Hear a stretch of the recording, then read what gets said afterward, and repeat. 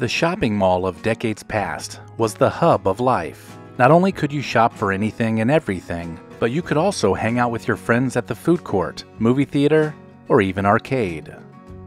These massive buildings housed everything, including magnificent fountains, indoor trees, and even beautiful cars from local dealerships. Here are some of the great stores that made the mall a special place, but have sadly all disappeared.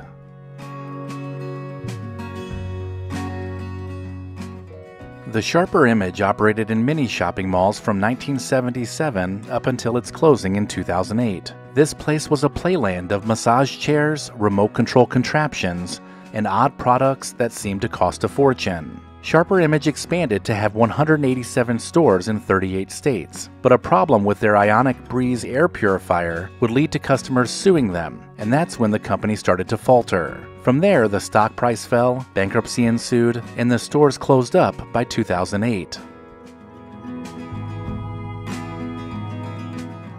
Samuel Lerner founded Lerner Shops in 1918. As malls began to pop up in the suburbs of America, Lerner Shops grew to 796 locations. By 1985, the Limited purchased the chain, and in 1992, their name changed to Lerner New York.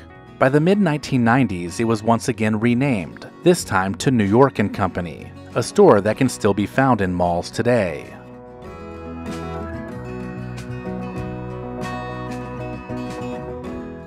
Tom McCann first opened in New York City in 1922, and it became one of the most well-known shoe brands in the country. The Melville Corporation bought McCann in 1952, and the locations grew to over 1,000 by the 1960s.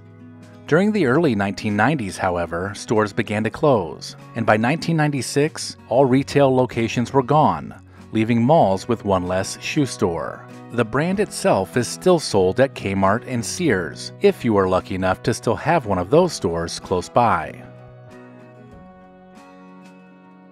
Aladdin's Castle was the most well-known chain of arcades and shopping malls, and they began in the early 1970s.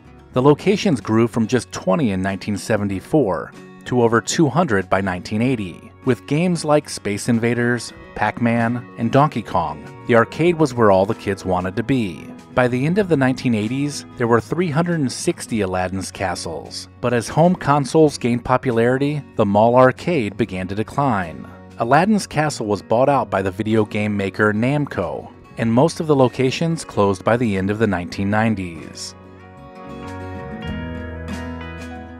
Merry-Go-Round operated women's clothing stores and shopping malls from the 1970s through the 1990s. It started out as one lone boutique shop in Atlanta and grew to 1,500 stores nationwide that catered to the fashion trends of teen girls and young women. But it would turn out to be too much too fast. Just following the acquisition of men's retailer Chess King in 1993, everything imploded. The company filed for bankruptcy in 1994. And months later they closed all of their locations, making it one of the largest retail bankruptcies in history. Sears was the anchor store at many shopping malls across the country, and it was hard to imagine that ever changing. With over 3,500 locations at its peak, Sears was the biggest and most successful retail company of the 20th century, with mall locations being a huge part of their business. As competition from big box stores intensified, shopping malls began to decline, and so did Sears. Over the course of 3 decades, Sears has slowly disappeared from the shopping mall experience altogether.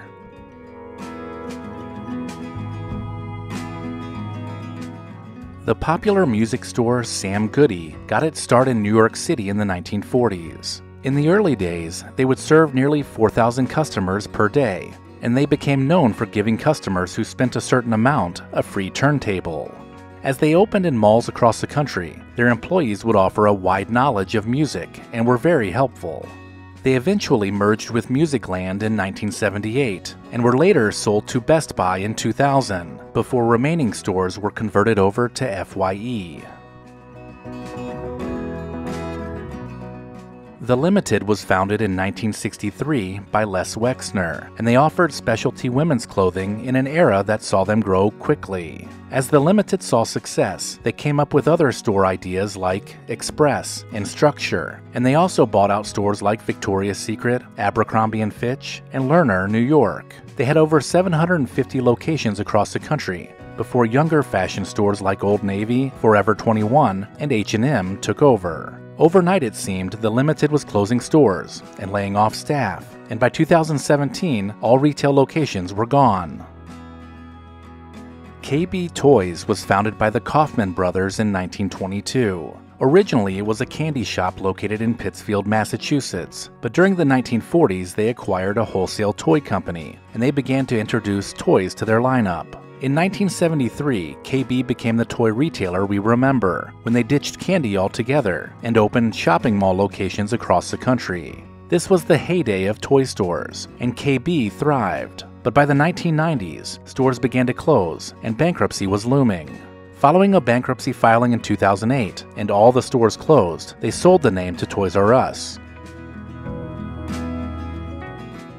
Filene's started in Boston, Massachusetts in the 1880s. The department store became a familiar sight in shopping malls in the Northeast, and they even spun off a sister store called Filene's Basement.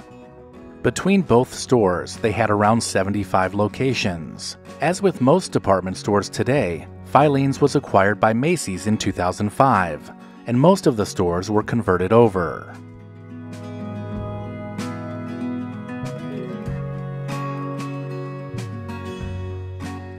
Wicks and Sticks, which specialized in candles, was started in 1968. They had more than 300 locations by 1988, with many being franchised mall locations. The store began to offer new products, like Christmas ornaments and collectibles, but sales were starting to slip. In 2006, they filed for bankruptcy, and the remaining locations would all close up by 2016.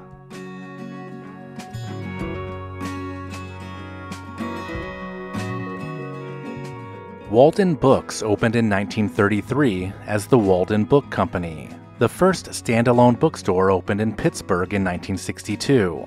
The bookstore chain was purchased by Kmart in 1984, and they grew to over 1,200 stores, with many of them located in shopping malls. In 1994, Walden Books was merged with Borders, and by 2004, Borders started shedding the Walden Books brand. By 2011, the chain was completely gone.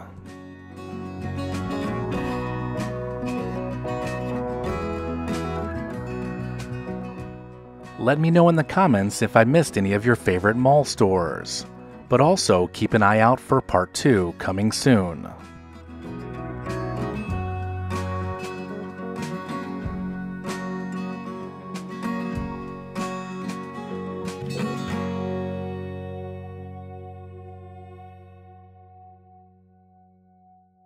If you enjoyed this video, click on this playlist to watch even more. And as always, thank you so much for watching.